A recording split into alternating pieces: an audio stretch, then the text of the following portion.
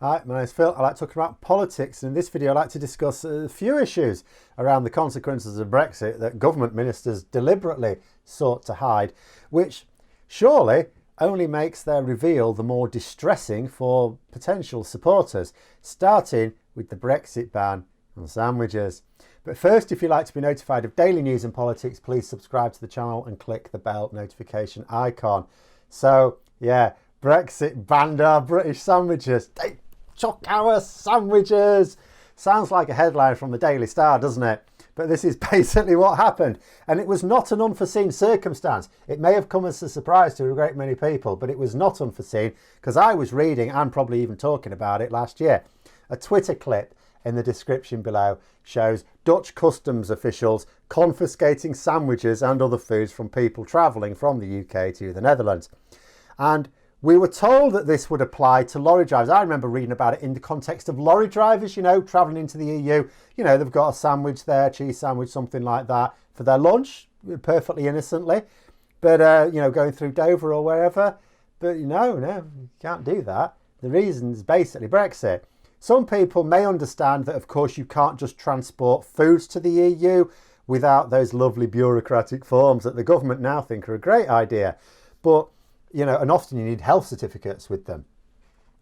But personal use sounds a bit much. I mean, we're not selling it. It's not a sales thing. But you've got to remember the issue with foods is it's not just about, duties that may be due on it. It's about safety. So that's why it needs the health certificate. Now, your sandwich isn't going to have a health certificate because it costs a bit much, So what's happening is you are still transporting food, might be for personal use. Now, some food for personal use is actually okay as long as it was produced in the EU. Can't really say it's probably produced in the EU if it's coming from Britain though. The UK is not in the EU and we are no longer, or most of the UK, Britain is no longer part of the customs union. So this provision for personal use disappeared on December the 31st. The rules are quite clear. If you travel from a non-EU country, you're allowed quite a bit of fish, actually. Surprisingly, you are allowed to take fish. Ironically, you can take quite a lot of fish. In fact, you're allowed like milk, formula milk for your baby, foods for medical reasons. And no, I don't think you get to say, I need this ham sandwich, otherwise I'd starve to death. That doesn't count. But meats, no go, some dairies, things like that. Plant products are sort of okay if you've got that, phytosanitary certificate. But like I said, it's not going to be worth a person's time going to all the expense and paperwork to get a phytosanitary certificate for their little pot of salad. And this was pointed out last year. Like I said, people foresaw that lorry drivers are very likely to be taking something across that would be banned, just for the lunch without realising that they're no longer allowed. Now, I'm not sure if that has been a big problem because after all, lorry drivers are part of a large professional network who very likely would have given them fair warning. It may well be that lorry drivers were all up on this, but your average tourist isn't going to be. Ordinary members of the public were supposed to be informed by our government because you don't have a big network. The big network that's supposed to inform the general citizenry is the government. But our government spent so much time trying to deny the consequences of Brexit. This didn't really happen. But, and this was the point I was trying to make last year when I was discussing it, if people are hit with a consequence of Brexit that they're not prepared for, doesn't that make it a bigger shock to the system? Like if you were told last year, by the way, if you leave the country, you're not going to be able to take a load of food even if it's for personal use. You have to be careful about what you take. You're allowed very little. Then people go, oh, bloody hell, is Brexit really worth it? But at least, they don't have the humiliation at the border of a Dutch customs official rooting for their baggage and then going, contraband, you naughty person. Humiliating. Even though I'm sure, that they didn't humiliate them. But you know what? It's a bad feeling, isn't it? You've been caught out, you've broken the rules. No one's charging them or fining them or anything. It's an innocent mistake. But still, it feels bad. Whereas if they knew about it beforehand and just didn't take it, it's an inconvenience. Well, why can't I used to be able to take a ham sandwich, why can't I now? Whereas, do you know what? The shock is bigger when you weren't expecting it. That's my point. And You know, imagine these travellers, they've got their lunch confiscated and they're being told that it's because of Brexit. Well, that just reinforces the fact that Brexit has cost us rights and freedoms, because Brexit has happened now. We can move on from what the charlatans call Project Fear and point to things happening right now. There are still things that are going to happen in the future. Do you know what? Forget them. They'll happen when they happen. There are things happening right now. You know, since Brexit, our financial centre in London was immediately hit with a €6 billion loss in daily trading. But, you know, I should be talking about that more specifically later on, except the news keeps coming. I don't know what to prioritise anymore, but that potentially will come up at the weekend. Needless to say, immediate impact on our financial sector. We've seen British fishermen not exactly jumping for joy, because many here have not been given more business like they were told, but they've been less business or none at all. I've already talked about the fishermen who literally can no longer fish because of Brexit. We've seen a massive drop in trade.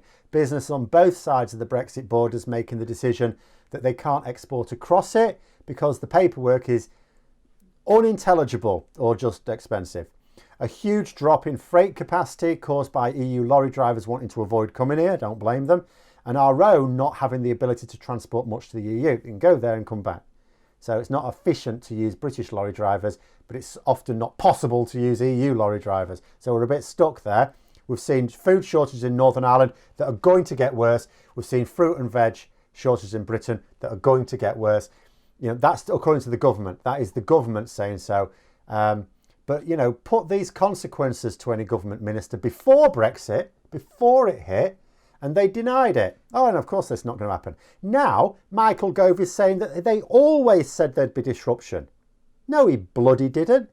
During the 2016 referendum, 2017 and 2019 general elections, all he could talk about was how much we were going to win, how much we were going to gain, and how little we would lose. In fact, we're not even going to lose anything, and anything we do lose is not worth talking about. So now I'd ask a Brexit supporter to answer the question, what have you gained? Because it's a balance, isn't it? Obviously the downsides, can't deny the downsides now. So there must be some massive upsides. What are they? Don't ask them what they think we've gained, because then they'll bang on about sovereignty or making our own laws, which is untrue anyway. We always made our own bloody laws. That's what Parliament for. But it's also too vague a concept to argue. Not interested in vague concepts. What have they gained? What have I gained? We know what we've lost. We've lost choice of foods. We'll soon see food price increases. Some have lost jobs. More will do so in the future. You know, you can't just see British businesses announcing that they're going to stop selling the EU and not have resultant job losses. Even our beloved fish and chips are going to be increasingly foreign as a result of Brexit. Coquella Sea Patrol, I think I talked about that yesterday, no longer able to operate. Most of our cod was already imported, it was, but you know, much greater proportion of both cod and my preferred haddock is going to be coming to us from foreign fishermen as a direct result of Brexit, going to this company. We've even lost the ability to drive to an EU country with a cheese sarnie.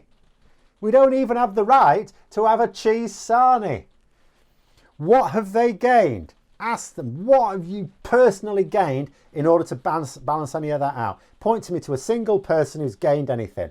Because the fact of the matter is that Brexit hasn't given an ordinary member of the public a single benefit. Not one. It was no coincidence that Brexiteers couldn't name a single tangible benefit of Brexit in 4 years. All they could talk about was sovereignty. Sovereignty in fish. Now all they can talk about is sovereignty, because where's the fish? Where's the bloody fish then? Even with the optimism of getting our unicorn deal, wasn't possible. And now we have our extreme Tory Brexit and Boris Johnson's trade reduction treaty. There isn't even the possibility of an actual benefit outside of the vultures who will pick at the bones of our country for their own profit while the rest of us pay the price. But those are my thoughts. Let me know yours in the comments below. Hope you found the video interesting. If you did, don't forget to click the like button. And if you'd like to support the channel further, please also click the Patreon link for details. And until next time, I'll see you later.